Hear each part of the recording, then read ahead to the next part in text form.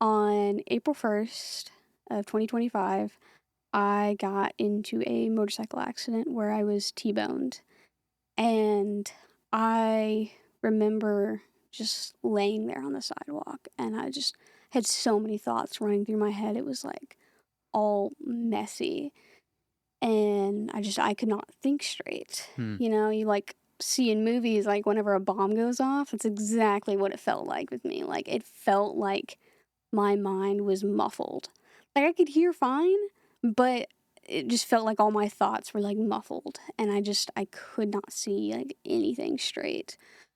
I do remember being able to flip myself over onto my back, and then that was like all the energy I had to do, I could do.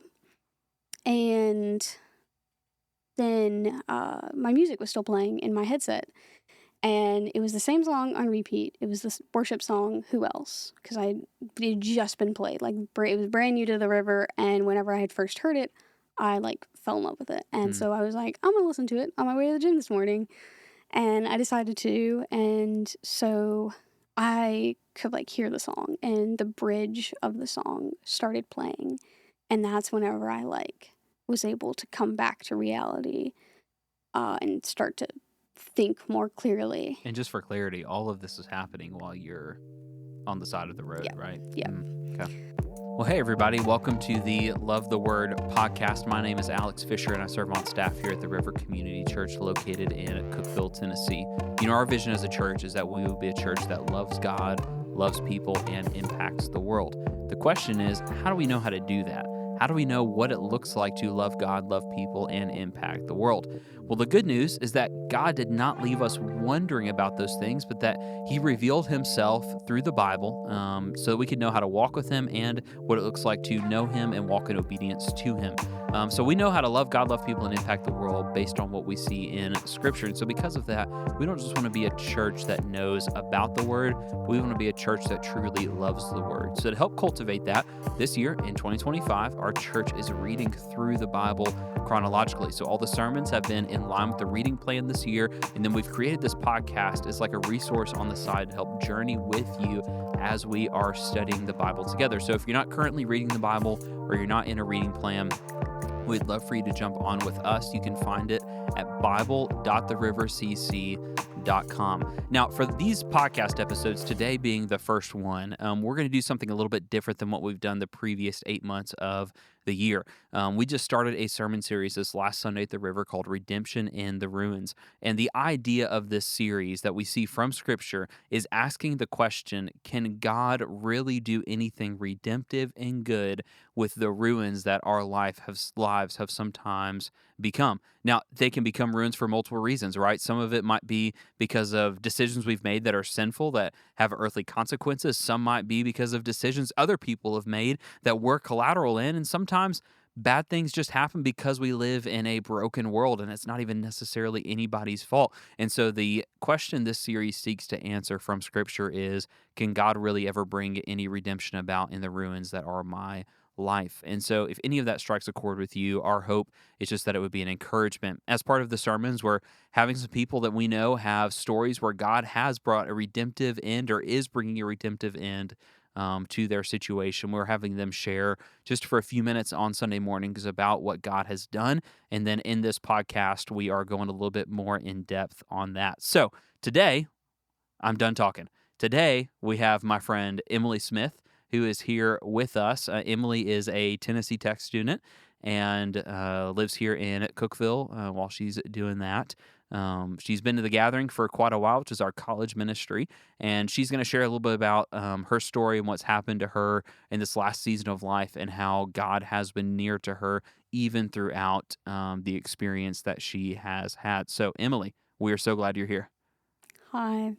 I'm Emily, and I have been going to the river for 2 years now. Yeah. And I started going to the Gathering roughly a year ago. Yeah. And I've had quite the change over the past You have. year. Well, why don't you kind of back up a little bit and tell us, where did you grow up? I grew up in Clarksville, Tennessee, which Okay. is about 40 minutes northwest of Nashville. Yep. Very cool. And did you grow up like around church, in church? What was kind of your spiritual background like? I grew up in the church. My family brought me every Sunday. But I would say that I did not take my faith seriously up Mm, until I started going to college. yeah. Yeah. So what about coming to college made you take your faith more seriously? I think that the structure of the river specifically is it like highlights that people are broken Mm, and that brokenness isn't like normal. Not that it's should be normalized, but like people are hurt. There are yeah. hurt people, Yeah. and it's okay to not be okay. And the river kind of gave me like a structure. Mm, And, all my life, my mental health was very unstable. And finally, like hearing people talk about the brokenness and how to help mm, in such a time, yeah. um, that was what was able to heal me and make me take my faith more seriously. Yeah. That is super cool. Thanks for sharing that. So what year are you at Tennessee Tech? I'm an incoming junior, Okay. And what's your degree? mechanical engineering. So what would make you choose engineering? Like why engineering? Why mechanical engineering? What made you choose that? I absolutely love math and science. It's like a second language to me. And I'm terrible at math and science. That's why I'm chuckling. Ethan is shaking his head no too, because he was also an English guy in college. yeah, So I know. I suck at English. I don't like reading. It's not my thing, but I do love numbers, love formulas. I understand it all. Um, I specifically wanted to do mechanical so that way I could have um, background for whenever I go into aerospace. hmm But I really like things that just fly in the air. I love it. It that is super cool. So makes you're me interested in mesmerized. aerospace as well. Yes. That is awesome. So what about aerospace interests you? I just I love space in general, and so I'm really yeah. curious about this. I think it's just all like how everything comes together in Mm, like a rocket, yeah, and it's beautiful just to like look at all the math behind it, because yeah. if you're just a normal person looking at a rocket, you're like, ah, yeah, that looks pretty cool. That is But how I like think about it. being able to see the process behind it, how like it can take off, how all these other like different things come together. Yeah. I love how things all connect up in like engineering. Yeah, that is really cool. This is a complete aside and not even related to what we're talking about today. But we were at high school camp recently, Passion Camp in Daytona Beach with the high school students. And there was actually a SpaceX launch while we were there. Oh, And so I got to wow. watch a SpaceX rocket at like 2 o'clock. I set my it was set for like 2:30 in the morning when it was supposed to lift off. And so I went to bed and set my alarm for like 2 o'clock in the morning and went out onto the beach and watched the SpaceX launch at like 2:30 in the morning and then went back to bed. It was awesome. I would say it was obviously not a once in a lifetime thing because like you can go see it again, but it was rare enough to where it's definitely worth it. And it wasn't as cool as a total eclipse, but it was pretty close. Like it was super cool to see it like shooting. I mean, it looks like it's coming horizontally in front of you because I guess of the curvature of the earth and stuff, but super, super neat. So I definitely think that stuff's interesting. But as a normal person, like you said, I'm just like, wow, that looks really cool. And I try to take a picture with my phone and then I go back to bed. I have no idea how any of the rest of it works. So, well, awesome. Well, I know several months ago you experienced a pretty traumatic event that happened. Would you mind kind of just sharing a little bit as to kind of what led up to it, what happened? Because that's definitely a huge part of the reason why we're sitting here talking today. A few months. It was about the beginning of the year. I was primarily focusing on healing mentally, Hmm. and I fell in love with the Book of Psalms. Hmm. It's probably my favorite book in the entire Bible, just because of how much it helped me, and it just normalized like it's okay to not be okay. Yeah. And uh, Psalm 147, verse 3, is what stood out to me the most. It states, He heals the brokenhearted and binds up their wounds. Hmm. And I love that verse so much that I put it in the back of my phone case, and it just stayed as like a constant reminder that God is always by my side. Hmm. Um, and after I had worked on my mental health, I started working on like getting just closer to God. And I was asking him questions like, what where do you want me to go in life? What do you want me to Mm. do? Like, how do I live out my life to worship you? Yeah. And I'm somebody who can't jump around the answer. You have to be direct with me. So I was like, God, you're gonna have to give me a direct answer. Like, I gotta know. And I actually had prayed that prayer within days of my accident. But on April 1st of 2025, I got into a motorcycle accident where I was T-boned. And I remember just laying there on the sidewalk, and I just had so many thoughts running through my head. It was like all messy, and I could not think straight. Hmm. You know, you like see in movies, like whenever a bomb goes off, that's exactly what it felt like with me. Like, it felt like my mind was muffled. Like, I could hear fine, but it just felt like all my thoughts were like muffled, and I could not see like anything straight. I do remember being able to flip myself over onto my back, and then that was like all the energy I had to do, I could do. And then my music was still playing in my headset, and it was the same song on repeat. It was this worship song, Who Else? Because it had just been played. Like, it was brand new to the river, and whenever I had first heard it, I, like, fell in love with it. And Hmm. so I was like, I'm gonna listen to it on my way to the gym this morning. And I decided to, and so I could, like, hear the song, and the bridge of the song started playing, and that's whenever I, like, was able to come back to reality, and start to think more clearly. And just for clarity, all of this is happening while you're on the side of the road, Yeah. right? Yeah. Mm. Okay. Um, and just hearing that, it was able to like calm me down. I was able to think, and I just started like repeating, "God help me, please." Mm. Um, and the paramedics got there in what felt like 30 minutes, but according to my friend, it was within 5 minutes that I was in the back of the ambulance. So it's not actually 30 minutes I was laying there, but it felt like I'm it. sure it did feel like it. Yeah. Yeah. Um, and the ambulance, they were trying to figure out literally everything. Um, but at some point, they ended up sedating me, knocking me out, which was great. I'm very thankful for that.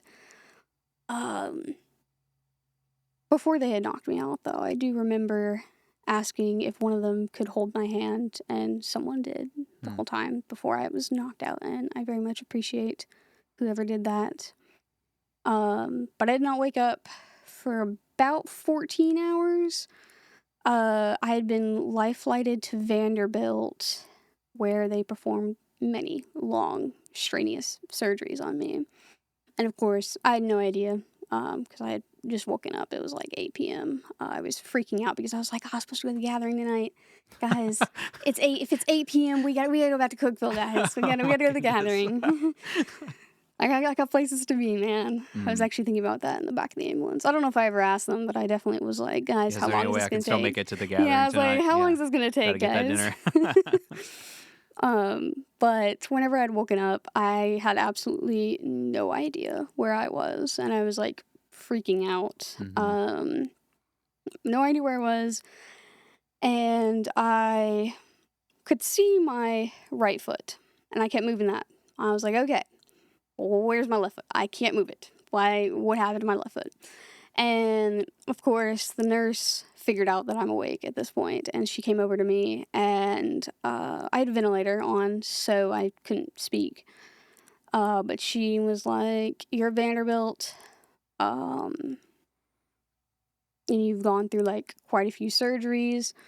And I was obviously like still concerned about like what happened with my leg, and she was like, "Do you want to know the extent of your injuries?" And I nodded my head yes. And she had told me that my ankle had been shattered and crushed, so much so that the surgeons spent hours trying to save it. And they couldn't.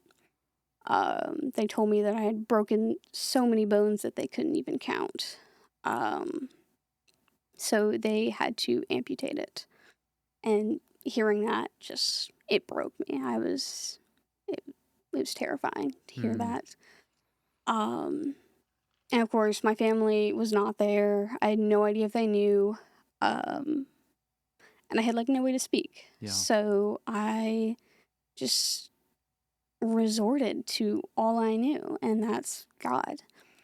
Obviously, I can't talk out loud, but the only person who could hear my brain was God. And so I Yeah. was just like, God, I really need you right now. And I put my faith in Psalms 147, verse 3, and I trusted that He would bind up my wounds. And He did just that.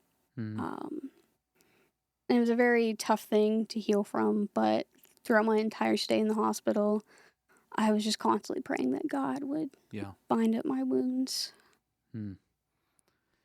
Thank you for sharing that. Thank you for sharing that. So when you're in the hospital, how long was it before you were able to reach your family? Uh, it probably would have been longer but I was like, I really did not want that ventilator down my throat. It was bothering me so much. I Mm, didn't like it. So I made a fuss until they took it out like 2 hours later. I don't really know. Time was really I'm sure bad for, very I blurry at that couldn't really point. tell Yeah. time.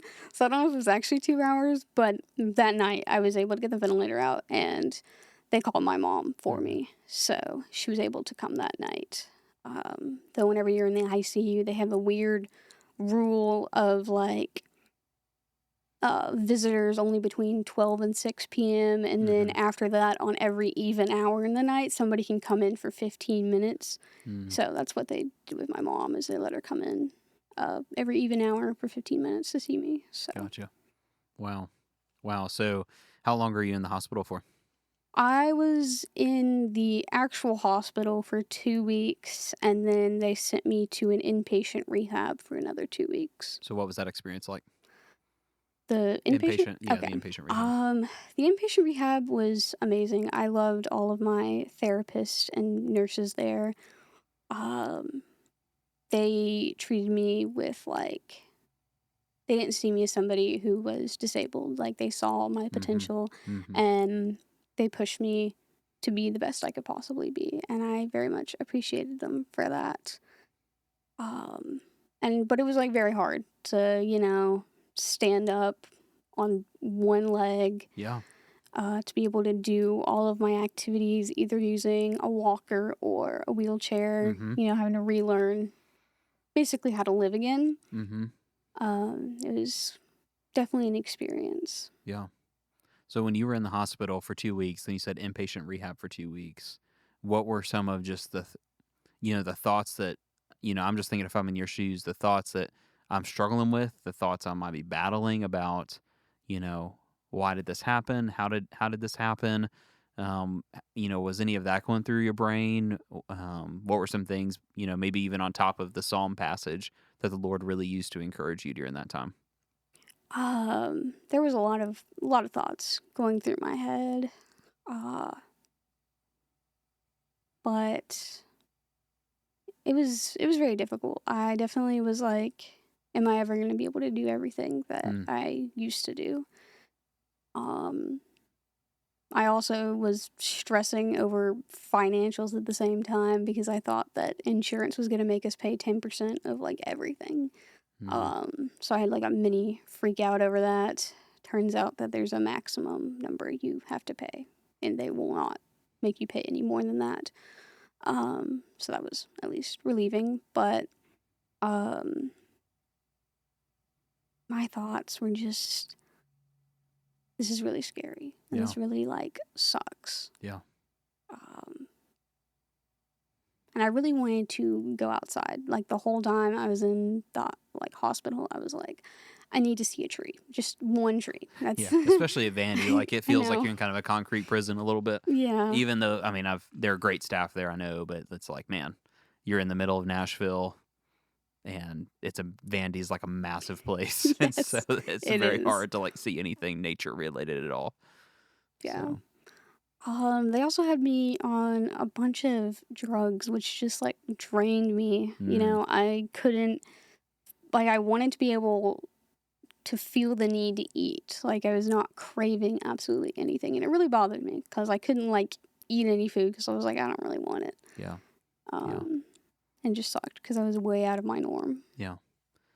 So when you got out of the hospital and your inpatient rehab, um, what were some of the challenges you faced after that as you kind of started reintegrating back into somewhat normal life?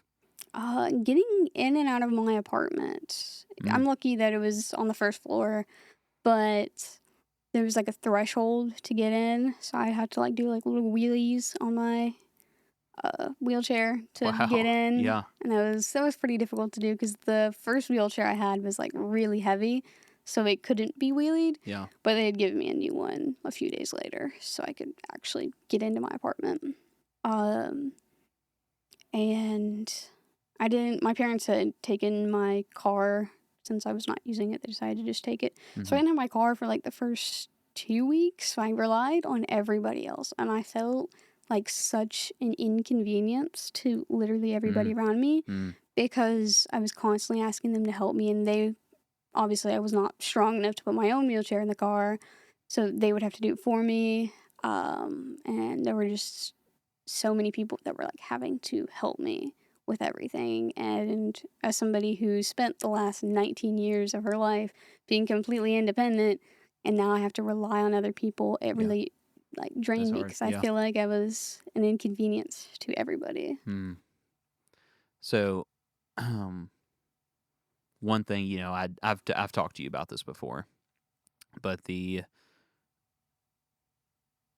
I guess where do you feel like God maybe started bringing about in your mind, like that he's bringing purpose to something like this, and that he gave you like a purpose and not like a reason as to why it happened, but like something beneficial that he's going to do in and through you, even through this event that happened in your life. Does that make sense? Yeah. So how did you kind of come to that realization? What does that look like for you now? I have been going off this Bible study, and it just goes over a bunch of different stories, like in the Bible, of Mhm. different people, and their story and their experience, and their effect on the Bible. And there have been a lot of stories. One of them that like stood out to me the most is just because the timing of it was just absolutely perfect. I was very upset about like not being able to walk. Mhm. And I remember just having a breakdown one night and just begging God. I was like, there were many issues with like my stump, like it just kept like secreting liquid. And I was like, it should not be doing this. This is probably going to push back me getting a prosthetic. And so I was just Mm. like breaking down. I was like, I can't go another 2 weeks. Like, this is not, I can't do this anymore. And so I was just like begging God. I was like, please, just like, I need your help. I need you to heal me. And so that night I had done a Bible study, and it was on a woman named Hannah, and she'd struggled her in for a very long time for getting pregnant. Mm. And she was just struggling because, she still had not conceived. And um, she just kept like, she's very devoted to Yeah. asking God for like help to, so she could have a baby. And, after a really long time, she ended up getting pregnant. And so I think hearing that story was like, I'm obviously going to be waiting for a while for the prosthetic, but I want to be like Hannah and be able to like just remain devoted to God and Mm. asking the same thing just over and over again for Mhm. God to take care of me Yeah. and heal me. And of course, it's a long process to healing, and it just made me realize just hearing Hannah's story is it's going to take a while, but Yeah. I should remain devoted. Um, and then the very next day, I actually got news from my surgeon that I could get measured for my prosthetic, and so I was Mm. very happy the Yeah. fact that I was going to be walking soon. Yeah, man, I remember you sharing that with me on a Sunday morning. That was kind of like I'd asked, how could we be praying for it, and you were like, I'm really praying for a prosthetic. Like that is the thing I'm really praying for. So when that happened finally, how did that make you feel when you were able to get the prosthetic and start getting rehab with the prosthetic? Oh, I absolutely cried after that Yeah, appointment that my yeah, surgeon had told me that it was good for me to get a prosthetic.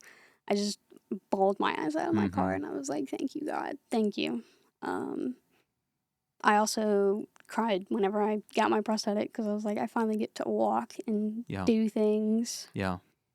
Yeah. Um, yeah. So, how have you seen God be near to you throughout this whole experience? Um, it's been a very difficult time, especially like mentally. Mm-hmm. And whenever I have all these like doubts or like anxiety, just I feel like God is there hugging me. Mm. And though he's like not physically hugging me, it just I can like feel it. Um and he quite literally has been like near to me. I Yeah. feel like almost in a physical sense. But he's been able to like calm me down Mm. and so I can get my thoughts collected. I've remained, don't know how to word that. I've had a positive mindset Yeah. this whole time, and Yeah. I've it's noticed that. Yeah. it's very hard to keep a positive mindset in such a situation, Mm. but it kind of like on like the very first day of being in the hospital, I was like, there's no sense in crying about it just because like it's gone. Mm. And, if I sit here and just mope on it, then I'm not going to get anywhere. But Mm. if I, get up, work hard, um, and stay like mentally intact, I can get a lot farther Mm. and I can finally get back to my norm a lot faster. Um, and yeah, that's just, Yeah. Well, let me ask you this: if there's someone listening to this and they've gone through some sort of event that was that they were obviously we don't plan for anything like this to happen, but just seemingly it seems like, man, this why did this happen? This was so out of my control. This, you know, I just don't understand, and I feel so discouraged because of it. What would be a piece of advice you would give someone who's walking through a really difficult season, whether it's health or physically related, or maybe financially related, or relationally? What would be a piece of advice you would give someone who is walking through a really dark season right now?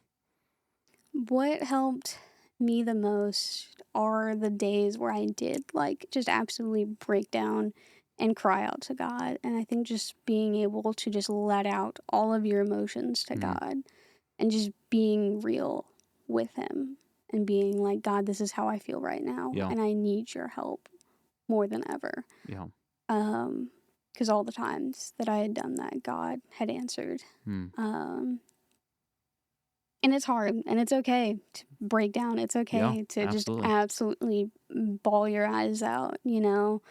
That really helped me get my emotions out and let me be real yeah, with him. Um, just let your emotions out. And I mean, you don't have to like just let it out alone with God, but there are people out there who you can absolutely cry to. And I'm hmm, sure that there's plenty of people at the river who are here to be the shoulder you can cry on. yeah, absolutely, Um, and just letting it out is like step one. hmm, Because then you have a more clear thought process and um, reading the book of Psalms.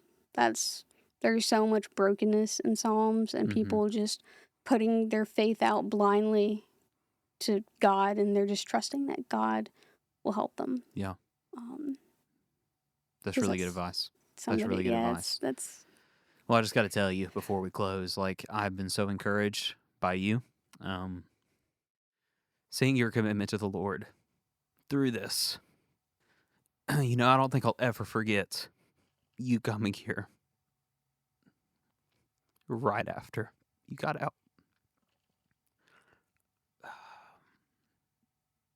I don't think you realize how much of an encouragement you have been to people, and truthfully, how you've taken a really horrible situation and not. I mean, of course, better than anyone how hard it's been, and to stay committed to what God has called you to, and to continually go to Him even when I know you're struggling. Um, yeah, it's just been a huge encouragement to me, to other people that see you, on Sunday morning on the front row, in your wheelchair, on your crutches, and now walking with your prosthetic. I think is just such a beautiful picture of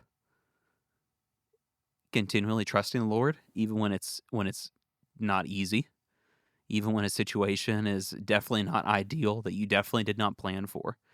And something you shared with me, hope it's okay that I share this. If not, we'll cut it out. But um, just about how you feel like that you shared this with me several weeks ago, that you feel like, hey, this is obviously not a good thing that's happened, but I know the Lord wants to use this for me to share my testimony of what He's done in my life. And I just think like that mindset, um, that heart is going to be used in a really, really big way. So, excuse me. Sorry, everybody. But so yeah, I just want to encourage you because like it's been amazing to see from our perspective your faithfulness, even amidst a serious season of suffering. So thank you for that.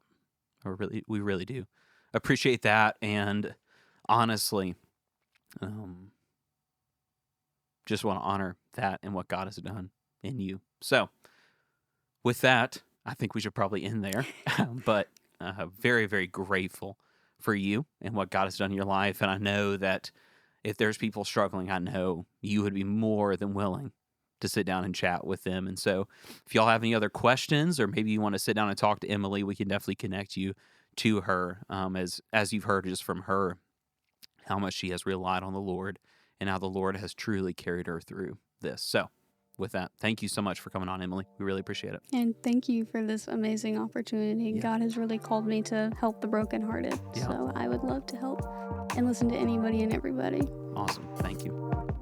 Thanks for listening to Love the Word podcast. This resource is hosted by the River Community Church located in Cookeville, Tennessee. Love the Word's goal is to help you to not only learn about the Bible, but to cultivate a deeper love for it so that we, as the church, can faithfully love God, love people, and impact the world.